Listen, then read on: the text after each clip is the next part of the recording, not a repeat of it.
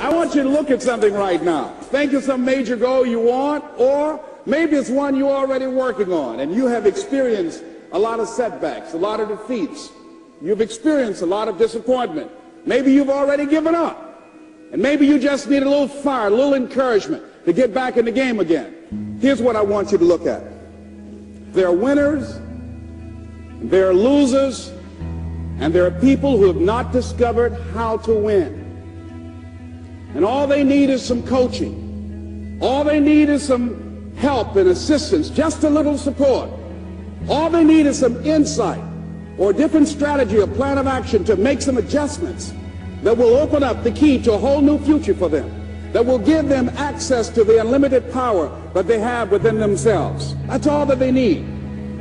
So what I want you to do is think about something you want for you, that's real for you, that's important for you, that will give your life some special meaning and power. And I don't even want you to say, I can do that. I don't want you to assume that. See, 5 years ago when I started out in this area, I would not have been able to make the mental leap that I would be up to where I am right now. I don't want you to begin to just psych yourself out. No. I want you to be able to say something to yourself that will enable you to maintain a level of integrity with yourself. That when you say this, even when you face tremendous setbacks, it will be a benchmark to keep you in the game, to keep you moving forward and experimenting and readjusting your strategy and your plan of action, continuously looking for ways to win. So what is that something? When you got an idea you want to move on, you might not have the money, you might not have the education, you might not have the support or the resources you need. What is that something that can keep us going, that will enable us to act on our dream? What's one of those keys that will begin to help us to discover the secrets to our dream? Here's what I want you to repeat after me, please, with power and conviction. Say, it's possible. That's all I want you to do when you look at your dream. Just say to yourself every day, it's possible. Just say that every day to yourself, it's possible.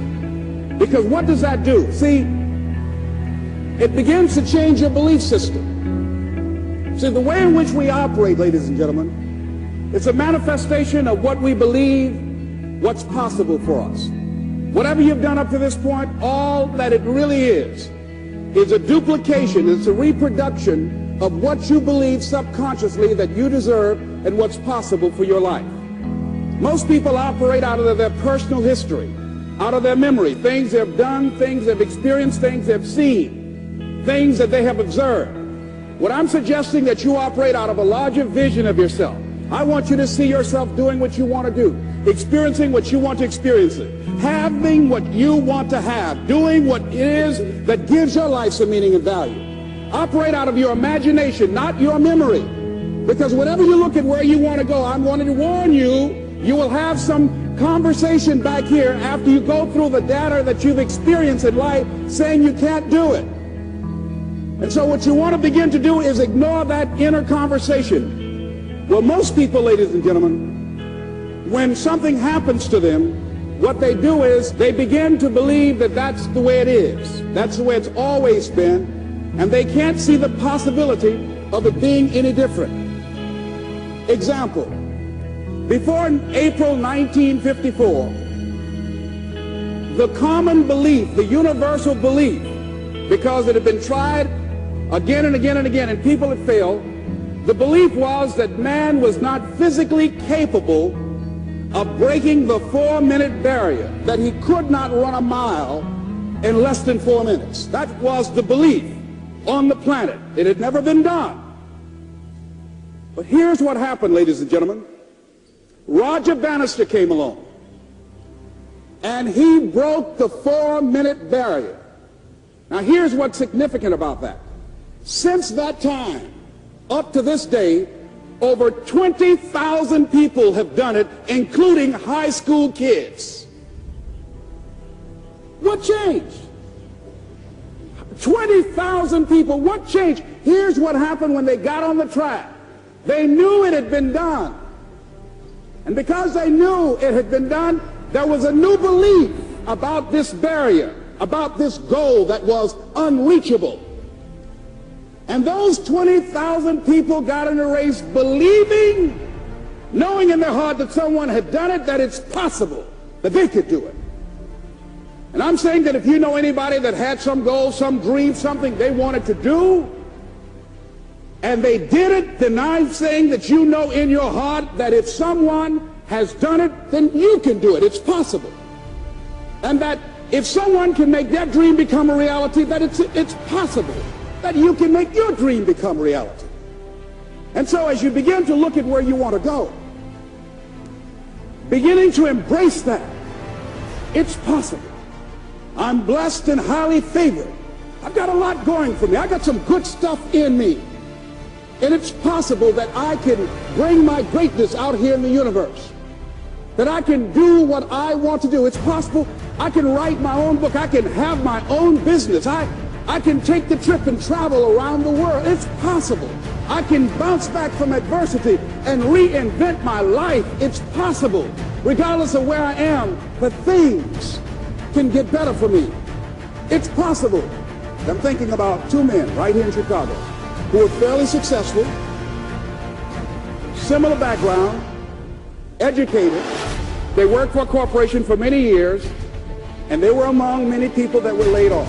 Two guys who were very good friends. One went out looking for a job for several weeks along with the other one, and they faced disappointment and rejection again and again and again. They couldn't find any work, which is the story of many people across this country. One guy stopped. He became discouraged. He stopped going. He stayed home looking at television, became very argumentative and toxic with his wife, drinking beer, getting on the phone, talking to his other negative, unemployed friends. And he just gave up. The other guy kept looking for a job everywhere he could go. Every time he could get an opportunity, kept asking people, networking, checking the newspapers every day. Kept going everywhere he could, trying to find a job. You have too much education. You're overqualified. You won't be here long enough. He kept going. He kept going. He went to a place and said, look here, I tell you what, if you can't hire me, and I know you can use my talents, abilities, and skills, I don't want to sit home and do nothing. Just let me do some volunteer work. You don't have to give me anything, all right? I just want to work. I want to be busy. Guy said, okay, it's on you now, but don't expect me to give you anything. It's okay. This guy came in and worked. He was the first one there. The last one to leave was the best employee there. About 4 weeks later, one of the top managers quit.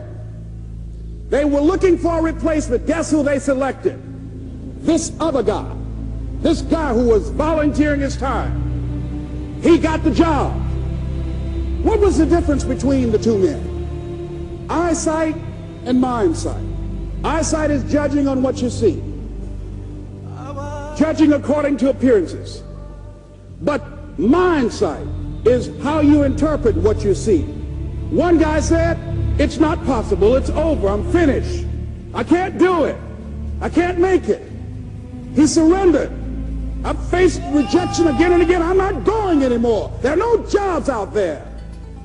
But this other guy, he felt that in spite of the no's and rejections, in spite of how bad the economy is, in spite of what the newspapers are saying, that it's possible that somebody somewhere will give me a job.